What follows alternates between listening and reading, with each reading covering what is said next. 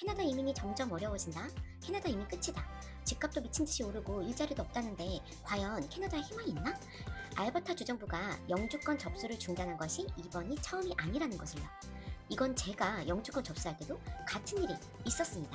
알버타 주정부 이민 믿어도 되는 건가? 정말 이민이 가능하긴 한가? 지금이라도 다른 주로 옮기는 것이 맞나? 아예 처음부터 알버타 말고 다른 주로 갈까? 결론부터 말씀드리면, 안녕하세요. 카이입니다. 오늘은 영주권 접수가 갑자기 중단되어 버린 알버타 주정부 이민에 대해서 얘기해 보려고 합니다. 올해 들어서 캐나다에서 발표하는 정책마다 학생 비자 축소, 외국인 근로자 축소 등 이민을 준비하는 사람들에게 무서운 얘기들만 나오고 있어요. 언론이나 유튜브 영상을 찾아봐도 캐나다 이민이 점점 어려워진다. 캐나다 이민 끝이다. 집값도 미친 듯이 오르고 일자리도 없다는데 과연 캐나다에 희망이 있나? 이런 부정적인 얘기들도 정말 많고요. 이 와중에 최근 알버타 주정부에서 더 이상 영주권 접수를 받지 않겠다는 발표가 있어서 정말 많은 분들이 놀라셨을 거예요.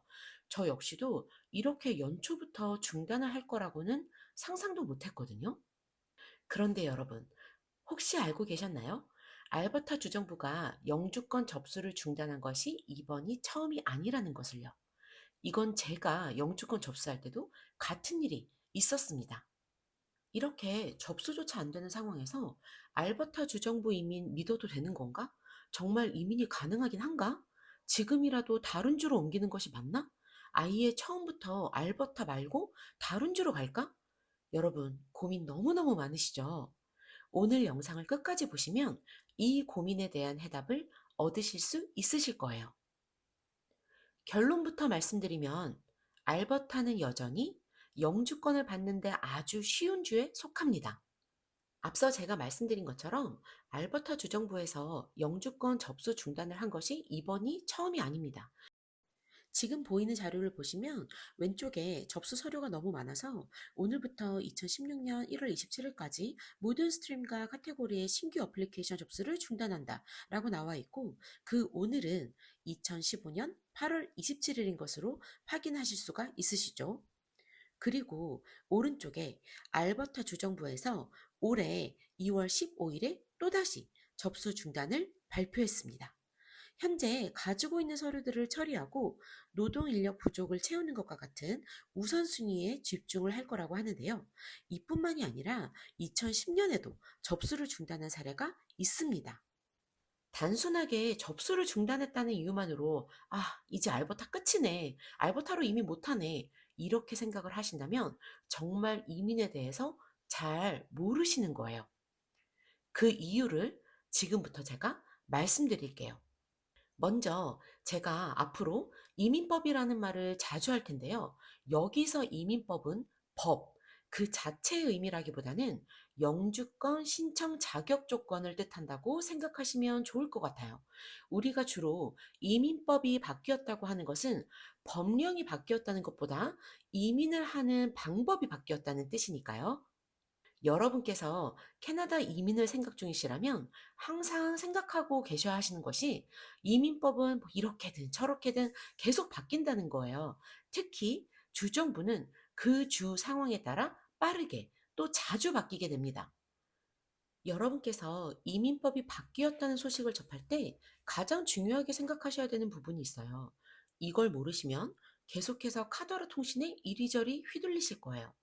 바로 어떤 부분이 어떻게 변했나인데요.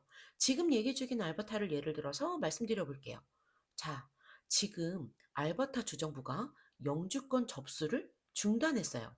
그러면 이게 이민법이 바뀐 건가요? 지금 알버타 주정부 영주권 신청 자격 요건에 어떠한 변경이 있을까요? 아니요. 신청인의 자격 요건에 대한 변경은 없습니다. 이민법이 바뀌었다는 소식을 듣게 되면 진짜 어떤 조건이 바뀌었는지를 알아보셔야 됩니다. 그러니까 지금 접수를 중단했다고 해서 영주권을 받는 방법, 자격 조건이 바뀐 게 아니라는 것을 아셔야 되세요. 심지어 이렇게 중단하고 있는 와중에도 새롭게 투어리즘 앤 허스피탈리티 스트림이 발표가 되었죠. 중단이면 다 중단이지 왜 이런 스트림을 발표하는 걸까요? 맞습니다. 알버타는 계속 이민자를 받을 거기 때문이죠. 그러면 지금 준비하시는 분들, 앞으로 오실 분들은 어떻게 하면 될까요? 그냥 하시던 대로 하시면 됩니다. 너무 무책임한 말로 들리실까요? 하지만 이게 제가 생각하는 방법입니다. 만약에 다른 주로 옮겨서 내일이라도 영주권을 신청할 수 있는 확실한 기회가 있다면 그렇게 하시면 돼요. 그런데 대부분 지역을 옮기게 되면 다시 그 지역에서 경력을 쌓는 시간이 걸리게 되고 그 과정에서 당연히 비용하고 시간이 들겠죠. 지역 이동을 하고 다시 일을 구하고 경력을 쌓는 그 사이에 알버타 영주권 접수가 재개될 확률이 너무 높습니다. 물론 접수가 막혀 있기 때문에 다시 접수가 시작되어도 그동안 기다린 시간이 있어서 영주권을 받는 데까지는 오래 걸릴 수밖에는 없어요. 하지만 자격 요건이 그대로인 상태에서 지금 접수를 못한다고 급하게 지역 변경을 고려하실 필요는 없다는 거예요. 알버타에서 언제까지 접수를 막을 수 있는 것은 아니니까요.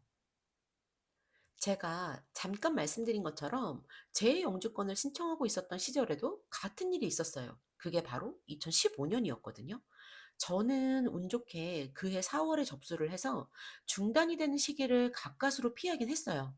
하지만 주정부 노미네이션을 받는 데까지 무려 7개월이라는 기간이 걸렸습니다. 그 이후에도 연방 수속 기간만 22개월이라는 시간이 걸렸고요. 그러니까 저는 경력 쌓고 뭐 하고 그런 기간을 다 빼고도 순수하게 그냥 기다리는 시간만 29개월이나 걸렸어요. 요즘 대부분 캐나다 오신 지 3년, 4년 정도면 영주권 받으시죠? 저는 꼬박해서 7년이 걸렸습니다. 이 긴 시간 동안 제가 지역 이동을 안 알아봤을까요? 나중에 생각을 해 보니까 빠르게 가려고 아등바등 조바심을 냈던 것이 '오히려 돌아가는 길이 될 수도 있었겠다.' 이런 생각이 들더라고요. 그리고 제가 마지막으로 드리고 싶은 말씀이 있는데요. 영주권 이렇게 될 거다, 저렇게 될 거다, 이런 얘기들 정말 많잖아요. 근데 그런 말을 하는 사람들은요, 캐나다 영주권법을 바꿀 수 있는 아무런 힘이 없습니다. 물론, 저도 마찬가지예요. 그러니까 그 사람들이 하는 예측은 여러분께서 캐나다 영주권 준비하시는 데에 아무런 도움이 되지 않을 수가 있어요. 그래서 저는 그렇게 생각해요. 우리가 할 수 있는 일이 정책에 맞게 유연하게 대처하는 일. 그 이상, 그 이하도 아니더라고요. 그러기 때문에 이런 의미 없는 예측보다는 실제 나와 있는 정책이나 조건들을 더 꼼꼼하게 알아보시는 것이 훨씬 여러분의 캐나다 영주권 여정에 도움이 되실 거라고 생각합니다.